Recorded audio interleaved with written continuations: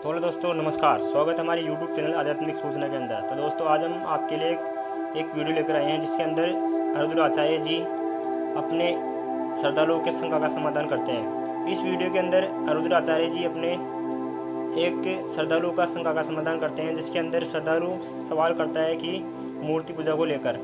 तो अनिरुद्ध आचार्य जी उसका किस प्रकार से जवाब देते हैं, क्या वो जवाब सही है, क्या वो वेद शास्त्रों से अनुसार सही है। तो वीडियो शुरू करते हैं। हमारे देवी देवता, ये श्रद्धा है।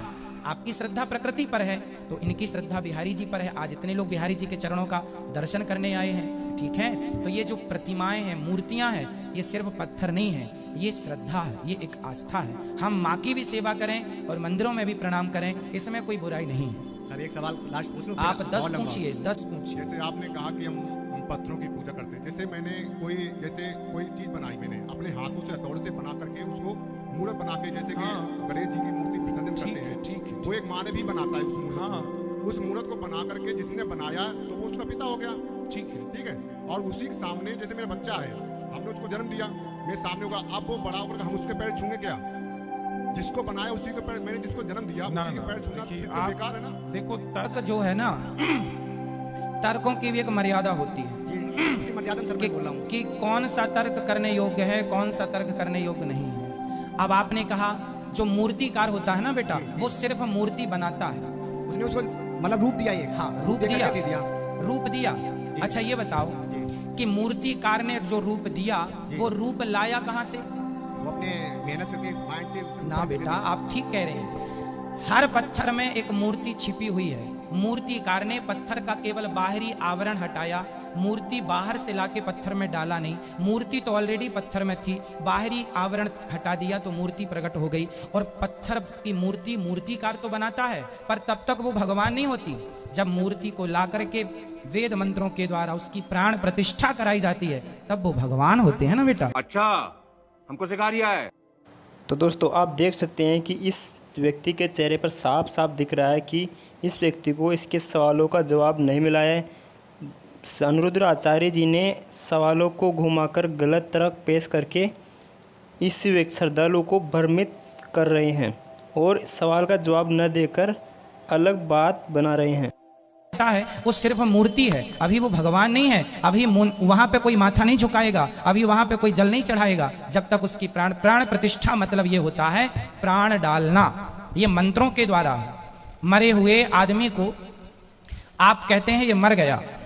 यदि कोई भगवान, यदि कोई व्यक्ति हो, जैसे आज की कथा में हमने सुनाया कि गुरु सांदीपनी का बेटा मर गया था पर भगवान ने जीवित कर दिया, तो ये nothing is impossible, everything is possible. कौन कर सकता है? इतने से मुंह में मिट्टी के बहाने मैया ने मुंह खोला, इतने से मुंह में पूरा ब्रह्मांड दिखाई पड़ा, तो ये भगवान तो कर सकते हैं ना। इसलिए भगवान एक रूप में अपने धाम में है और एक रूप में हमारे सामने जगन्नाथ जी के रूप में, बिहारी जी के रूप में, राधा रमण जी में है। एक रूप में आप भी भगवान हो, आपकी माँ भी भगवान है।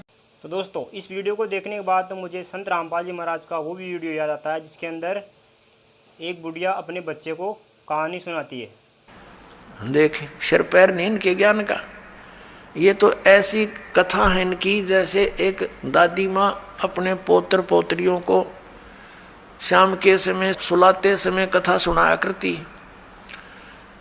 एक बुढ़िया कथा सुना रही थी, बच्चे सो नहीं रहे थे रात्रि के समय। कह रही थी, बेटा, एक मकान पर एक भूतनी बैठी थी, प्रेतनी। लंबे लंबे दांत थे, मोटी मोटी आंखें थी और पीछे से पैर मुड़े हुए थे, उसके घुटनों से पीछे ऐसे बैठी थी। उसके पैर काम नहीं करते, मुड़े हुए थे। और जो बच्चे रात्रि के समय देर तक जागते हैं ना, उनको उठाकर दौड़ जाती है। अब बच्चे कहने लगे, दादी माँ, जिसके पैर मुड़े हुए हों वो दौड़ेगी कैसे? तो बुढ़िया कहती है, सो जा हाउ आ जाएगा। अब बच्चे पूछते हैं, वो हाउ कैसा होता है? कि तुम ही तो हाउ हो, सर दर्द कर रखा, पड़ जाओ। इनका तो यो ज्ञान है इन शंकराचार्यों का, और कितने देश को भ्रमित करे बैठे। यहाँ पर बच्चा कहता है कि दादी माँ, अगर चुड़ैल के पैर पीछे हैं तो वो भागेगी कैसे? इसी प्रकार श्रद्धालु ने अनिरुद्ध आचार्य से सवाल किया कि अगर मूर्ति के जनक हम हैं तो हम उसकी पूजा क्यों करें? इसी प्रकार जिस प्रकार एक पिता अपने पुत्र की पूजा कैसे कर सकता है, तो तो यहाँ पर अनुद्र आचार्य जी ने बात नहीं बनती दिखी तो बुढ़िया की तरह जवाब दे दिया कि तुम ही भगवान हो और बात को टाल दिया। तो आइए अब आपके मन में सवाल उठ रहा होगा कि आखिरकार इस सवाल का जवाब क्या है। तो इस सवाल का जवाब हमने खोजा तो संत रामपाल जी महाराज ने एक सटीक उदाहरण देकर बताया है। तो आइए जान लेते हैं संत रामपाल जी महाराज के विचार। ये भूल थी, ये गलत था। मूर्ति बुरी नहीं, मूर्ति की पूजा गलत है। पुण्यात्माओं, परमात्मा ने ऐसी गहरी और गूढ़ रहस्य की वाणियां हमें सुनाई हैं, बोली हैं, लेकिन इन काल के दूतों ने परमात्मा तक हमें नहीं पहुंचने दिया। नकली संतों, ऋषियों, महर्षियों ने। इसलिए परमेश्वर ने स्वयं आना पड़ता है। तो परमात्मा ने 600 वर्ष पहले जब आए थे वो लीला की थी, जिसका समर्थन आज वेद कर रहे हैं, जिसका समर्थन गीता जी कर रही है, जिसका समर्थन जो ज्ञान परमात्मा ने दिया था उसका समर्थन आज पुराण कर रही है, कुरान कर रही है, बाइबल कर रहा है। तो पुण्यात्माओं, आज हम अपने भगवान को पहचान लेंगे। पहले हमारे को किसी ने कुछ भगवान बता दिया, एक मिट्टी का रख दिया कोई खिलौना सा, ये तेरा भगवान, हमने वो ही मान लिया, क्योंकि हमें परमात्मा की चाह थी, आज भी है। अब जैसे मूर्ति रख दी भगवान की, श्री कृष्ण जी की, विष्णु जी की, तो हमने स्वीकार कर लिया। विष्णु जी के गुणगान उन्होंने सुनाए, हमें मान लिया। कहाँ से सुनाए उन्होंने विष्णु जी और ब्रह्मा शिव जी के गुणगान, गुण कहाँ से सुनाए? विष्णु पुराण से विष्णु जी के, शिव पुराण से शिव जी के। तो किसी ने बताया कि भगवान की मूर्ति है, इसी की पूजा से तेरा मोक्ष हो जाएगा, हमने वो भी शुरू कर दिया। तो ये भूल थी, ये गलत था। मूर्ति बुरी नहीं, मूर्ति की पूजा गलत है। मूर्ति का होना अनिवार्य है। मूर्ति से हमें प्रेरणा मिलती है। जैसे हम किसी सूरवीर की मूर्ति देखते हैं, चित्र देखते हैं, और उनके गुणों से हम परिचित होते ही हैं, तो गुणों से परिचित होने से उसकी मूर्ति देखते ही हमारे अंदर भी वैसा ही भाव बन जाता है। जैसे हम सेब की मूर्ति देखते हैं, आम का चित्र देखते हैं, आम की मूर्ति देखते हैं, तो हमारे अंदर उसके गुणों का ज्ञान होते ही उसको पाने की भी इच्छा बढ़ जाती है।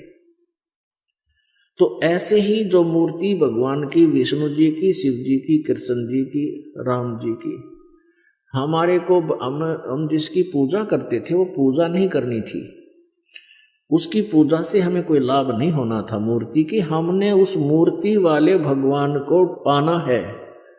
उस मूर्ति वाले भगवान को पाने से हमें उसके गुणों का, उन गुणों का गुण प्राप्त होंगे, उससे लाभ प्राप्त होगा। जैसे आम की मूर्ति है, सेब की मूर्ति है, हमने उस मूर्ति की पूजा से कोई लाभ नहीं होगा। वो तो इतना ज्ञान करा देगी कि ये सेब है, ये आम है, ये मीठा होता है, इसके ये गुण है। अब मूर्ति वाले सेब को ढूंढना पड़ेगा, ओरिजिनल को, तब हमारा पेट भरेगा। तो कबीर परमात्मा जी मूर्ति के विरोधी नहीं थे, मूर्ति पूजा के विरोधी थे। इन ढीठ लोगों ने हमें इतना रूढ़िवादी बना दिया कि हम केवल मूर्ति की ही उसी का घंटी बंटी बजा के, उसके तिलक तिलक ला के श्रृंगार करने में लागे रहते।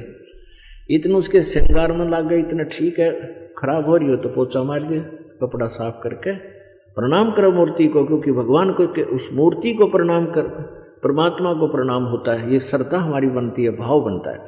लेकिन पूजा और सत्कार में अंतर होता है।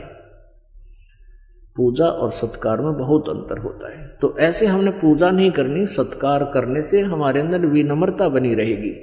भगवान सामने दिखाई दें जैसे मूर्ति है, और सामने भगवान ही आ जाए तो हमारा ऐसे ही भाव रहे जैसे मूर्ति नहीं, ये परमात्मा आखड़े हुए। लेकिन लाभ मिलेगा भगवान से ही। वो मिलेगा कैसे परमात्मा? उसके पाने की वे ऑफ वर्शिप गीता जी में बहुत अच्छी वर्णित है। जैसे गीता जी अध्याय नंबर 8 श्लोक नंबर 13 में कहा, गीता ज्ञान दाता ब्रह्म कहता है मेरी पूजा करनी है, मेरा केवल एक ओम मंत्र है, बस, नथिंग एल्स। और 8वें अध्याय के 3 श्लोक में जिस परम अक्षर ब्रह्म के बारे में बताया है उसकी पूजा करनी है, तो 17वें अध्याय के 23वें श्लोक में कहा कि ओम तत्सत इति निर्देश है ब्रह्म त्रिविध समर्थ है।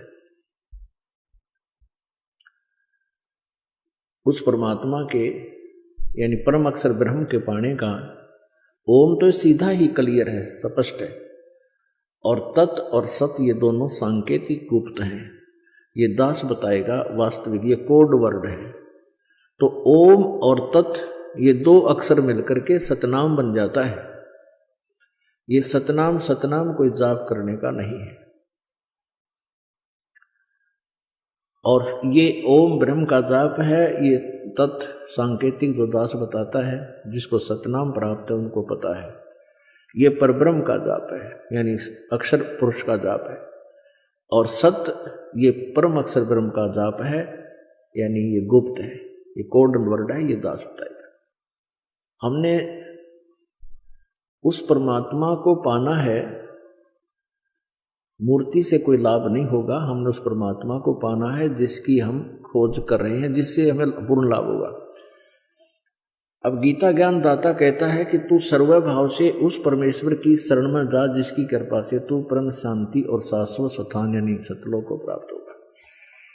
हमारे को इन लोगों ने इतना भ्रमित कर दिया कि हमने किसी ने कुछ भी बता दिया, उसी को गॉड मान लिया और हम वहीं पर अपना जीवन बर्बाद करके चले गए।